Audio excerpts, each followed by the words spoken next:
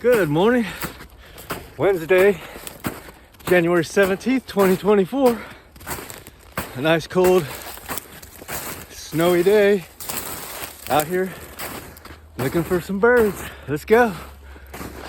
A couple birds up there, a robin, and it looks like it might be a grackle.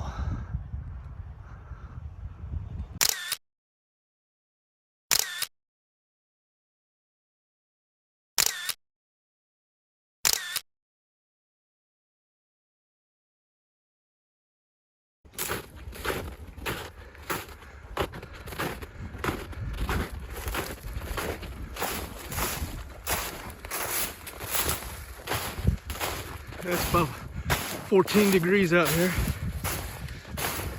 They got a wind chill advisory for wind chills as low as 15, below 0. Sun's out though. It doesn't really feel cold if you dress properly.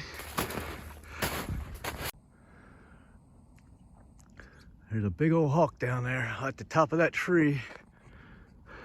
I don't know if you can see him on here. He's right up there. We'll try to get a photo from here and then try to sneak up closer on him.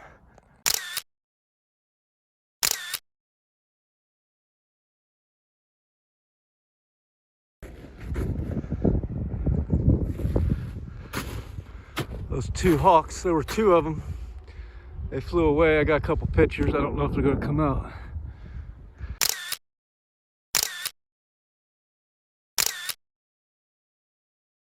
Got some deer tracks here.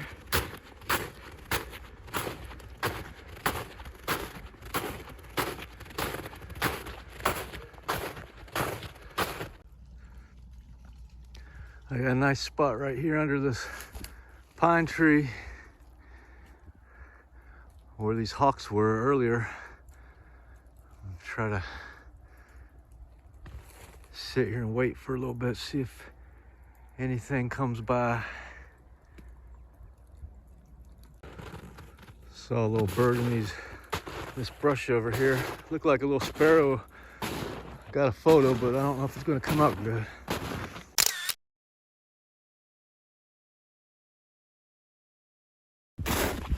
More deer tracks.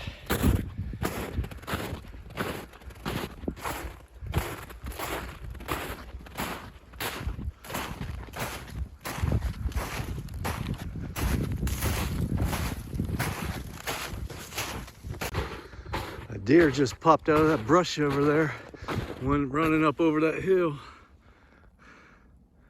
That's probably the one making these tracks.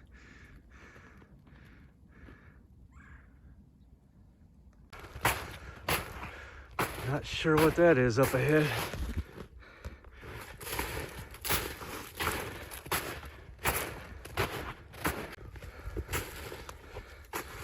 It's a tent. Hello?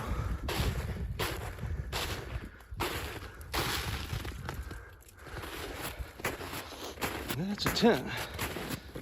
Nobody in there though.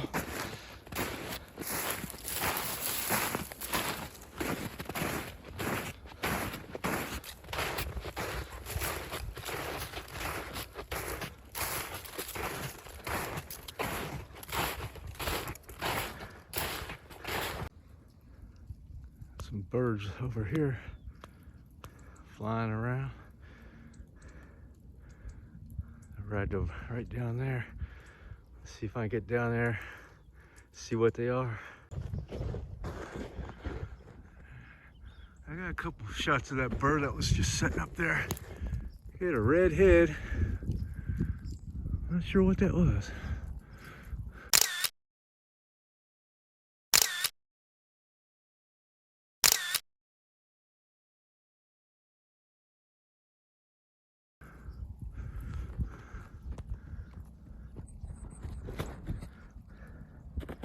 And there's a bunch of birds over here. I'm trying to get some pictures of. Got some light snow flurries.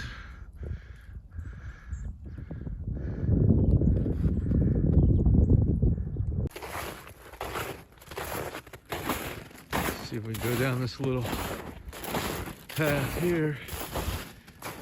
Get over there, under that tower over there. Head out towards the road. There's a real little stream here at the bottom.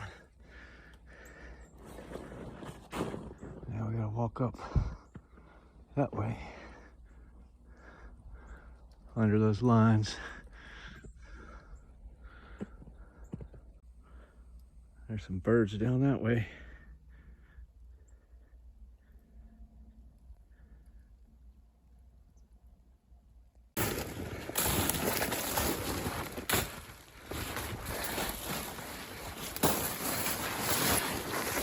Kind of rough going up through here, but we're getting there. If I can get back up.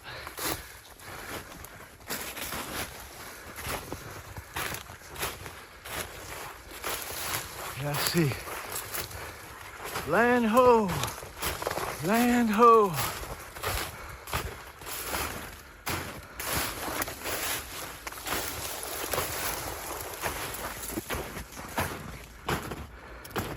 And down there's the road.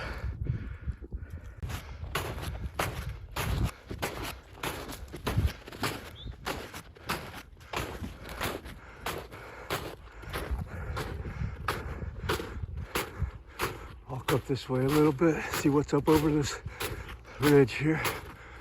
Oh, there's some houses over there. I don't want to go over there. So that's New Beezenwell Road there. Down that way, if you can see that flag, that's Firehouse. And then Walgreens is right over there, where we're headed. There's a little sparrow right there. Saw a couple other birds, I think they were cardinals, flap this way. There goes a BA turkey vulture. Just flew overhead. I got a picture of.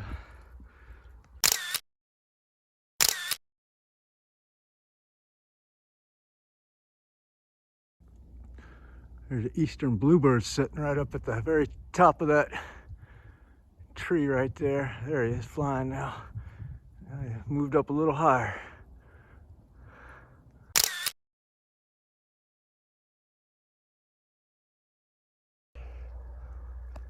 Carolina wren. I believe it's a Carolina wren.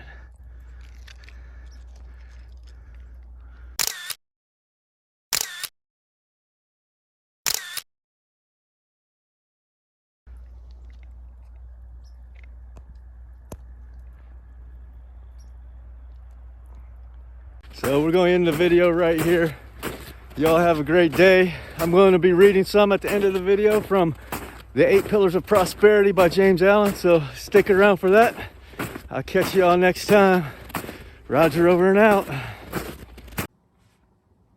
The pillar of economy, when soundly built, will be found to be composed largely of these 4 qualities: moderation, efficiency, resourcefulness, originality. Moderation is the strong core of economy. It avoids extremes, finding the middle way in all things. It also consists in abstaining from the unnecessary and the harmful.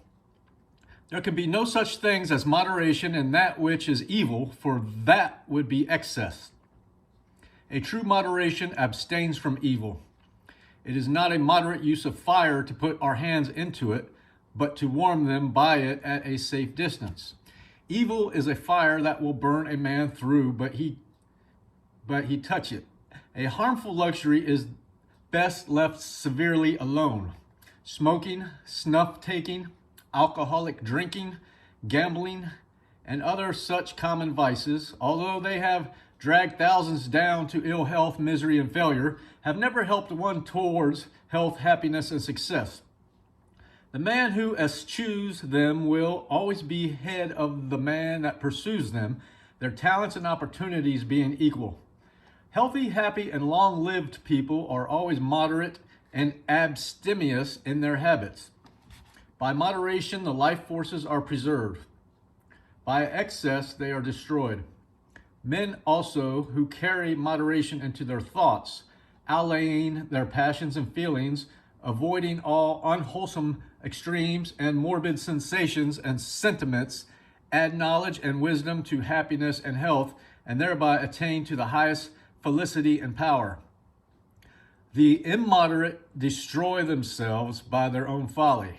They weaken their energies and stultify their capabilities, and instead of achieving an abiding success, reach only at best a fitful and precarious prosperity. Efficiency proceeds from the right conservation of one's forces and powers. All skill is the use of concentrated energy. Superior skill, as talent and genius, is a higher degree of concentrated force. Men are always skillful in that which they love, because the mind is almost ceaselessly centered upon it. Skill is the result of that mental economy which transmutes thought into invention and action. There will be no prosperity without skill, and one's prosperity will be in the measure of one's skill. By a process of natural selection, the inefficient fall into their right places, among the badly paid or unemployed.